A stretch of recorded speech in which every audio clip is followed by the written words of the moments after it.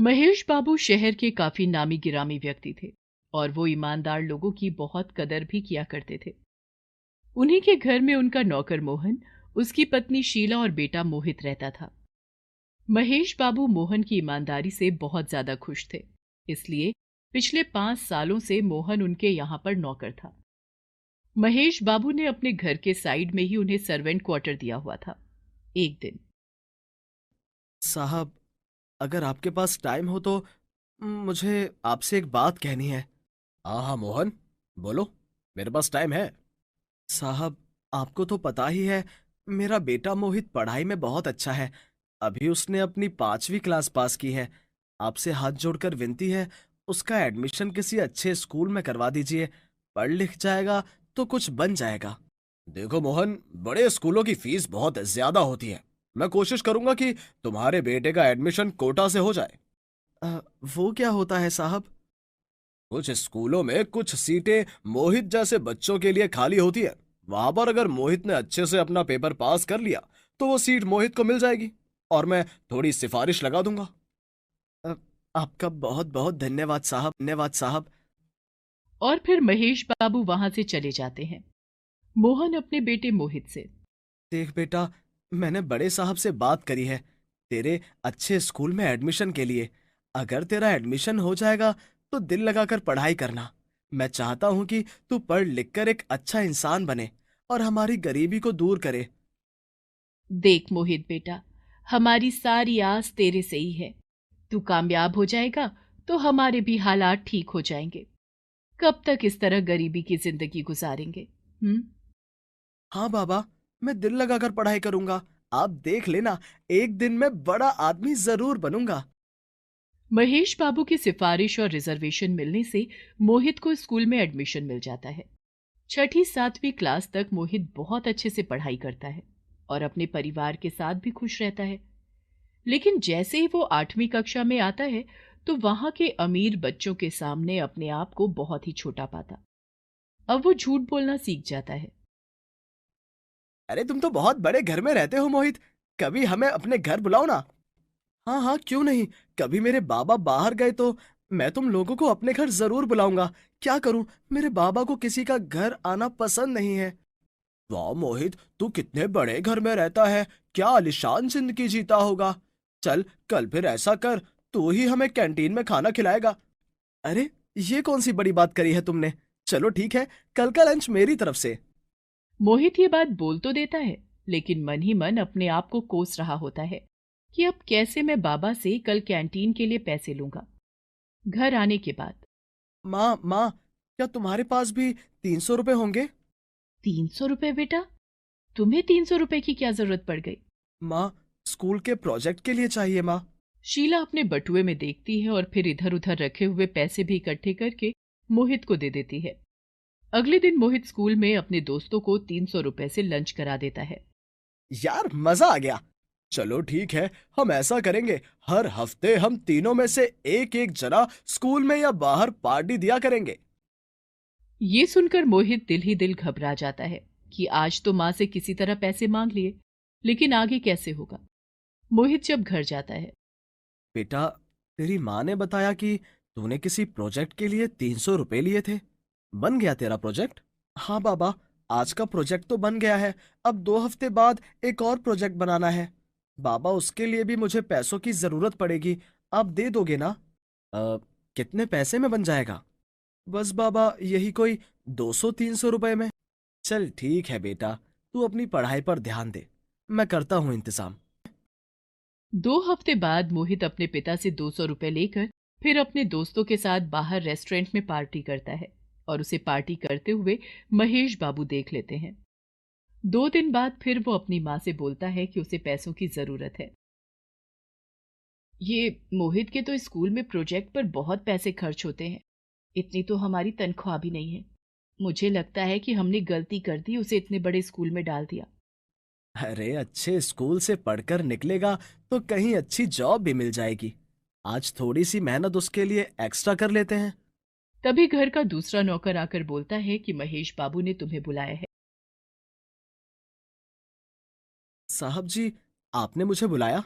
मोहन, मैंने तुम्हें इसलिए बुलाया कि मैं पूछना चाहता था कि मोहित की पढ़ाई कैसी चल रही है। कोई दिक्कत विक्कत तो नहीं है? पढ़ाई तो साहब उसकी ठीक चल रही है, पर स्कूल वाले प्रोजेक्ट के लिए हर हफ्ते पैसे मांग लेते हैं। किस तरह का प्रोजेक्ट? साहब, अब मैं तो गरीब आदमी हूँ, न पढ़ा लिखा हूँ। मुझे नहीं पता कि प्रोजेक्ट क्या होता है, लेकिन वो हर बार हमसे प्रोजेक्ट के लिए 200-300 रुपए लेकर जाता है। अच्छा, तुम फिक्र मत करो, मैं मोहित से बात करूंगा। और अगली बार जब भी प्रोजेक्ट के लिए तुमसे पैसे मांगे तो मुझे आकर बता देना। मैं स्कूल में पता कर लूंगा कि कौन सा प्रोजेक्ट वो कर रहा है। उसके बाद मोहन वहां से चला जाता है और महेश बाबू सोच में पड़ जाते हैं। 2 दिन बाद मोहन महेश बाबू को आकर बताता है कि कल मोहित का प्रोजेक्ट है और आज उसने उसे 200 रुपए दिए हैं। अगले दिन जब मोहित स्कूल के लिए निकलता है तो महेश बाबू भी उसके पीछे स्कूल जाते हैं। वो देखते हैं कि मोहित स्कूल के अंदर नहीं गया। उसके दोस्त बाहर ही खड़े हो गए हैं और वो अपने दोस्तों के साथ वहां से चला जाता है। महेश बाबू भी उनका पीछा करते हुए वहीं रेस्टोरेंट में पहुंच जाते हैं। चलो दोस्तों, जैसा कि मैंने वादा किया था कि आज की पार्टी मेरी तरफ से है, तो चलो खाओ पियो मौज करो। यार कितना मजा आता है स्कूल से बंक करके इस तरह की पार्टी करने का।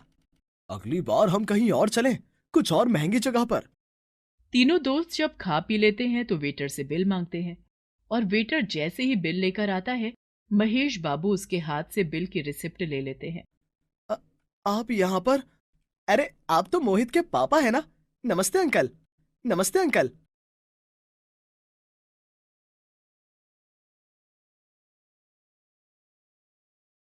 और सुनाओ बच्चों, कैसा लग रहा है तुम लोगों को स्कूल से बंक करके यहाँ पर पार्टी करते हुए?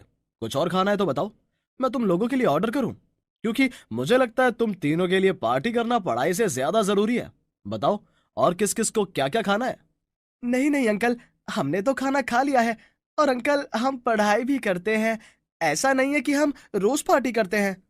कोई बात नहीं बेटा, तुम लोग जाओ, मैं मोहित को यहीं से घर ले जाऊंगा। महेश बाबू मोहित को बोलते हैं कि गाड़ी में बैठो और फिर मोहित को लेकर एक पार्क में बैठ जाते हैं। I am sorry sir, please आप माँ बाबा को मत बताना। क्यों? क्यों नहीं बताऊं मोहित? और तुम्हें डर क्यों लग रहा है? अगर माँ बाबा को पता चल गया तो वो मुझे बहुत मारेंगे। अच्छा, तो तुम्हें यह पता है कि तुम गलत काम कर रहे हो, और तुम्हें यह डर भी है कि तुम्हारे माँ बाप को अगर ये बात पता चली तो उन पर क्या गुजरेगी। तुम मुझे एक रीजन दो मोहित, कि तुमने फिर यह काम क्यों किया। सर, मेरे सारे दोस्त सोचते हैं कि मैं आपका बेटा हूँ और मैं इतने बड़े घर में रहता हूँ, तो मैं पैसे भी खर्च कर सकता हूँ।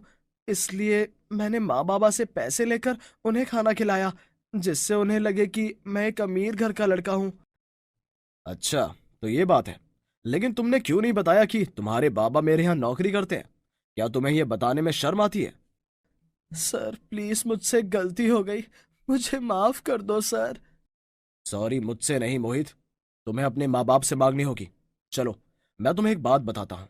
ये जो तुम इतना बड़ा घर देखते हो, नौकर चाकर गाड़ी, ये सब कुछ देख रहे हो, तुम्हें पता है ये सब मैंने अपनी मेहनत से बनाया है। मेरे माँ बाप भी तुम्हारे माँ बाप की तरह बहुत गरीब थे। मैंने ऐसा ऐसा वक्त भी देखा है जब हम लोग 3-4 दिन तक भूखे रहते थे, और मैं तब तुम्हारी उम्र का था। मैं तब सरकारी स्कूल में पढ़ता था, और एक दिन मेरी माँ बहुत बीमार थी, और हमारे घर में इतने भी पैसे नहीं थे कि बाबा माँ के लिए दवाई ले आते। 3-4 दिन तक मेरी माँ बुखार में तड़पते तड़पते मर गई, और उस दिन मुझे इस गरीबी से बहुत नफरत हो गई। और मैंने दिन रात मेहनत करी, मैंने दिल लगाकर पढ़ाई करी, और 10वीं में मैंने अपने गांव में टॉप किया। मेरे अंदर एक उम्मीद जागी कि हाँ, मैं अपने हालात बदल सकता हूँ, और मैंने फिर बहुत दिल जान से पढ़ाई करी। 12वीं करने के बाद मैंने ट्यूशन देकर अपने कॉलेज की फीस इकट्ठी करी, और एक दिन अपनी मेहनत और लगन के बल पर मैंने अपना छोटा सा काम शुरू किया, और उसे बढ़ाते बढ़ाते आज मैं यहाँ तक हूँ। और मुझे कभी शर्म नहीं आई कि मैं गरीब माँ बाप की औलाद हूँ। मैंने तुम्हें परसों लड़कों के साथ पार्टी करते हुए देख लिया था, इसलिए मैं तुम्हारे पास आज यहाँ आया हूँ। मैं तुम्हें बताना चाहता हूँ कि जब तुम्हारे बाबा मेरे पास तुम्हारे एडमिशन के लिए आए थे, तो उनके तुम्हें लेकर बहुत अरमान थे। फिर महेश बाबू मोहन और अपने बीच की सारी बातचीत मोहित को बता देते हैं। देखो मोहित बेटा, मैं ये सब तुम्हें नीचा दिखाने के लिए नहीं कर रहा हूं। मैं इसलिए तुम्हें कह रहा हूं कि कभी भी अपने माँ बाप के लिए शर्मिंदा नहीं होना। आज जो भी तुम हो और आगे जो भी तुम बनोगे, वो सब कुछ तुम अपने माँ बाप की बदौलत ही बनोगे। सर, मेरी आंखें खुल गई हैं। मैं आपसे प्रॉमिस करता हूँ कि अब मैं कभी भी अपने माँ बाप को शर्मिंदा नहीं करूँगा और कल ही अपने दोस्तों को बता दूंगा कि मेरे पापा कौन हैं और मैं दिल लगाकर पढ़ाई करूँगा। उसके बाद मोहित घर आ जाता है।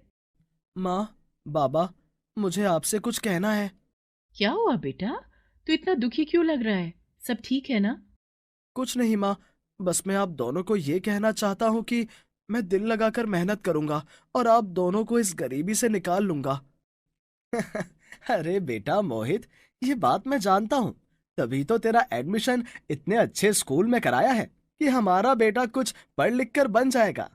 हाँ बाबा, मैं जरूर एक दिन बड़ा आदमी बनूंगा, देख लेना। और उसके बाद मोहित कभी पीछे मुड़कर नहीं देखता। वो अपनी पढ़ाई दिल लगाकर करता है और पढ़ाई पूरी होने के बाद वो महेश बाबू के पास जाता है।